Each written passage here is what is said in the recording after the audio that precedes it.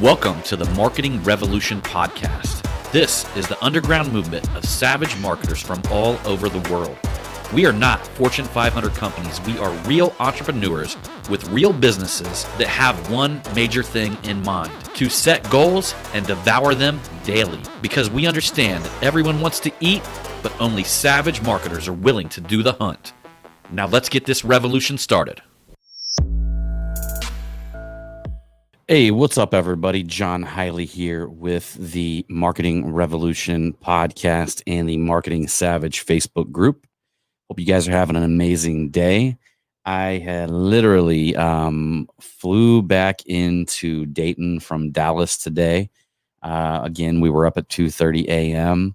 Was absolutely no opportunity for me to record this podcast in the morning, but I committed a daily podcast every day.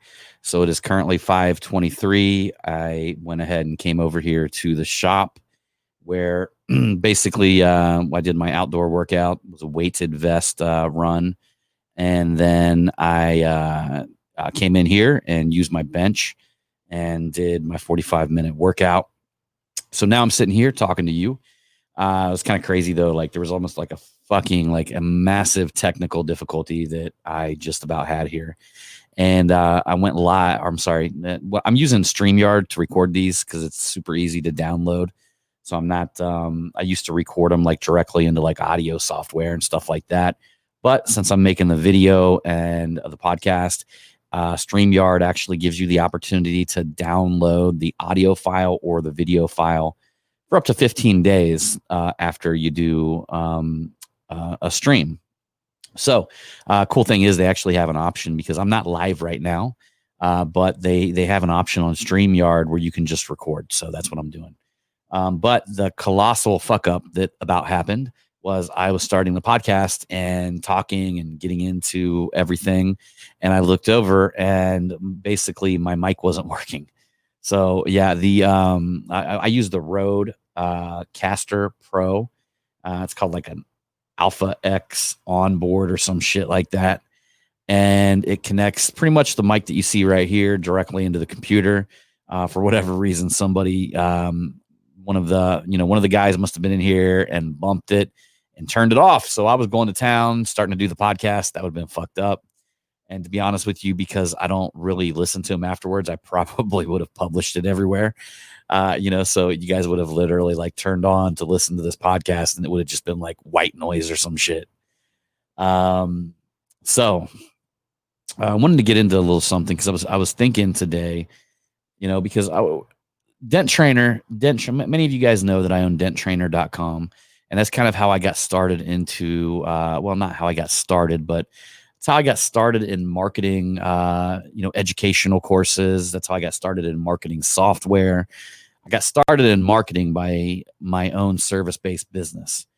But I just want to talk a little bit about it because the industry that we service is not a massive industry.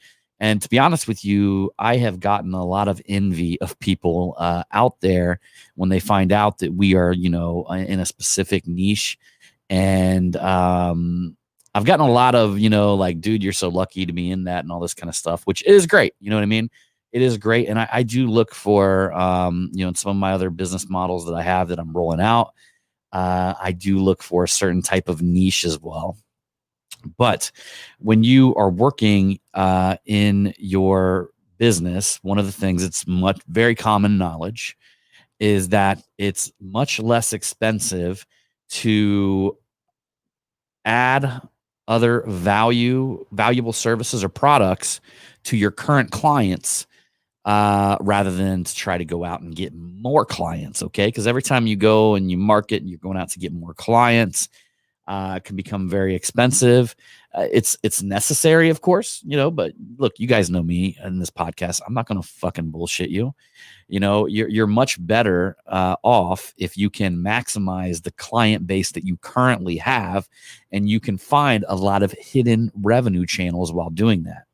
So I'll talk to you a little bit about kind of how everything that I did was like in a weird way.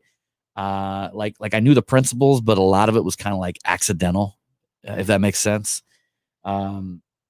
So I'll start off with, denttrainer.com. So we began recording educational tutorials and teaching people. And that was out of my pain and frustration. So when I started doing the dent removal and I spent all that money and I traveled out to California and I went to this school and they taught me a tiniest bit about business, and I didn't really learn how to fix dents properly. So when I came back, I kind of was stuck with a couple choices. It was either figure it out or give up. And I still remember there was one time that I almost gave up. I literally, guys, I'm not kidding you. I walked into one of them staffing places. That's how desperate I was at one point when I started this business. It was my first year. And I remember walking into a staffing place. So I wasn't even walking into fill out an application at a factory or something like that. I walked into a staffing place and was about ready to fill out an application, and just something came over me and I walked out and I said, man, you've got to make this work. You've got to make this work. And I want to say that it's so weird when we're at our wit's end.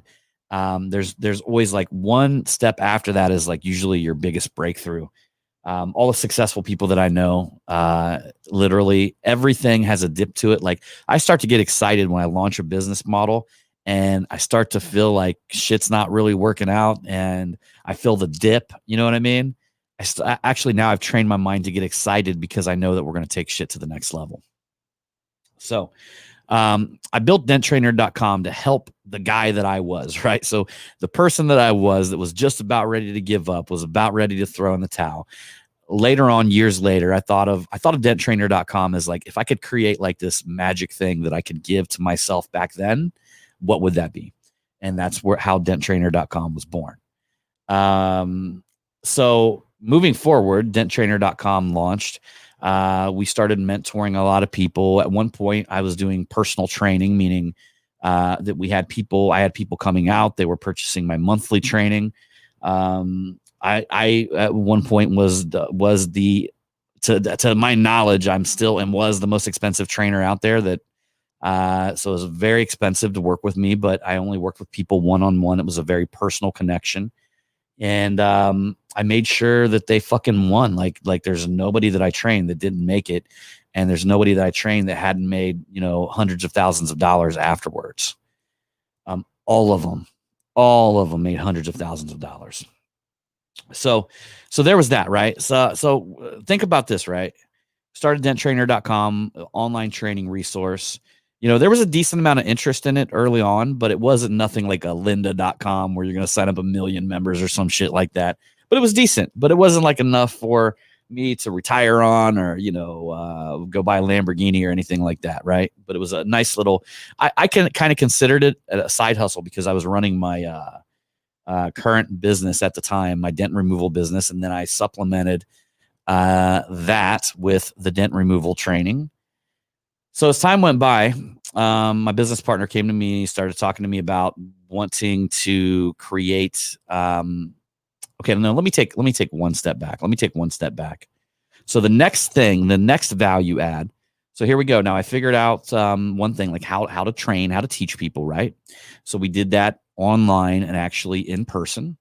So my next thing was there's a lot of fucking tools I really didn't like, and I didn't have a certain set for my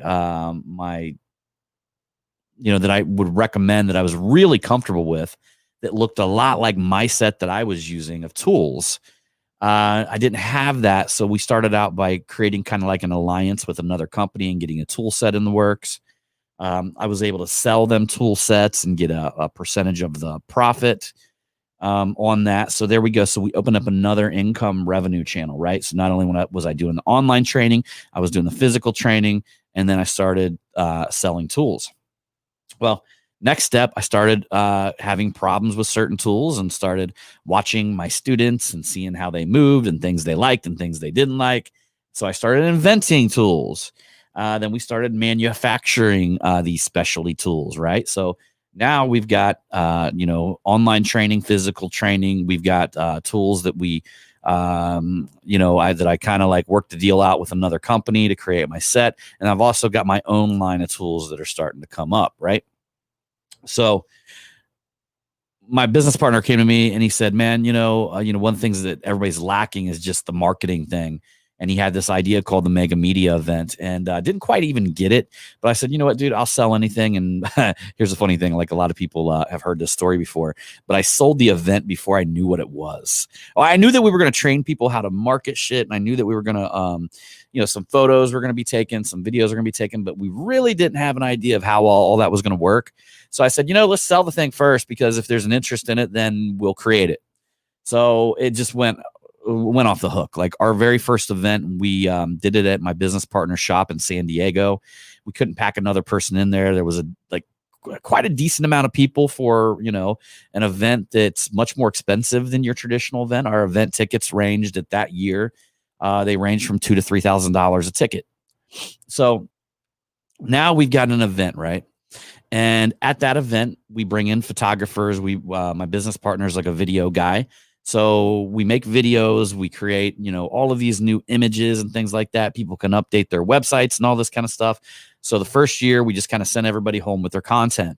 Well, the next year came along and I said, dude, we need to build our own media systems, because a lot of people were asking me why they were here. They were like, dude, you guys know somebody that does websites? You guys know somebody that, can manage our social media, all this kind of stuff, right? Because, you always get a few big hitters out there that they understand time's money, and they're making enough money where they don't have time for all that other shit.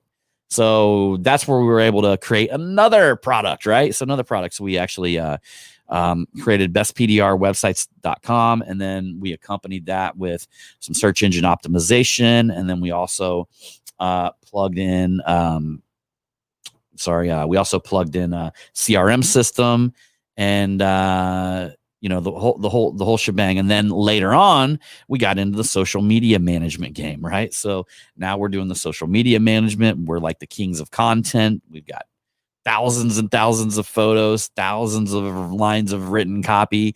We've built these events, and during these events, we were smart, and we had some of our decent looking staff get in there and take photos. We had all these stock photos and all this kind of stuff, right?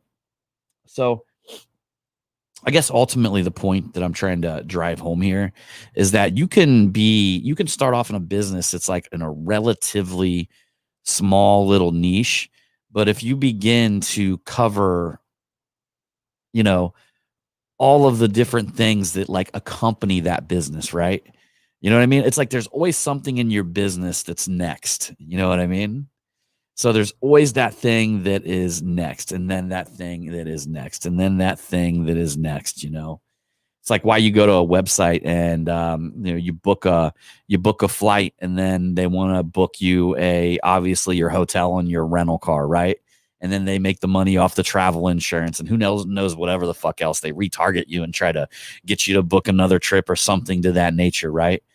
And guarantee you them websites, at least the old school ones, probably started out as just a hotel booking service.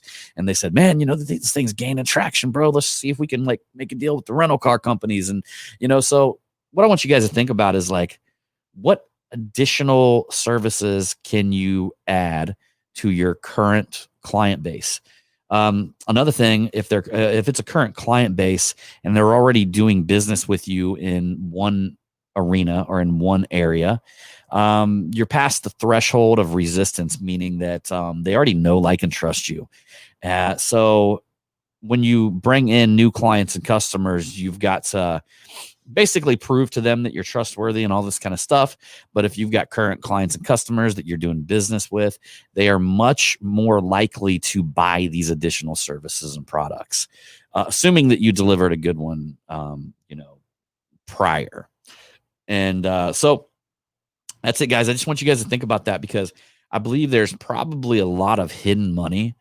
I'll give you a little tech tip, though. Some of the things that I look into now, I used to do a lot of the shit, man. I literally learned how to code, built out the software, everything you could imagine I've done, all the way to manufacturing, some of our tools, right here.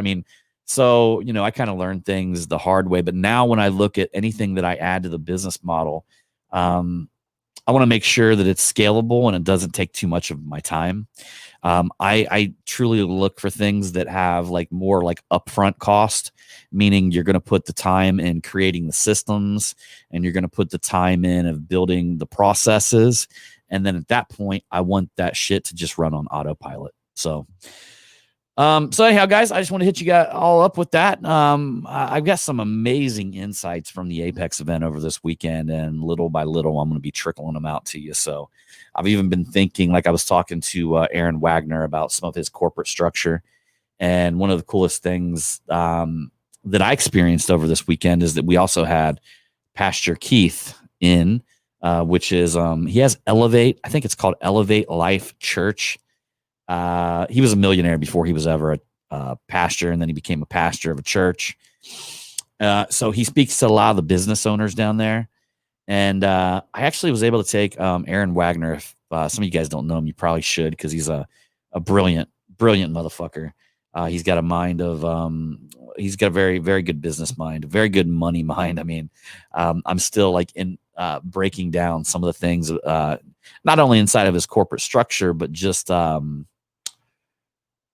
oh man, he's serving his audience just right. That's all I got to tell you guys, man. The audience that he's delivering these things to, he is serving them just what they want. And I would say above and beyond the structure of the company, which I was amazed with, and I'll talk about later. Just the way that he frameworked this offer that he has for everybody. And it's not even, it's not a small offer, guys. I mean, it takes like for what it is, it's a low barrier of entry, so it depends who you are. But it's like $165,000 that you got to come up with. But he's just got something built into this. It's incredible. I'll talk about it later. I'm gonna say too much, man. So here I go. Like the podcast is already 16 minutes, and I'm normally trying to get done by 10, and I'm already sitting here trying to go into the next episode. So anyhow, y'all, I appreciate you, and don't fucking forget to write a review. We'll see you on the next one.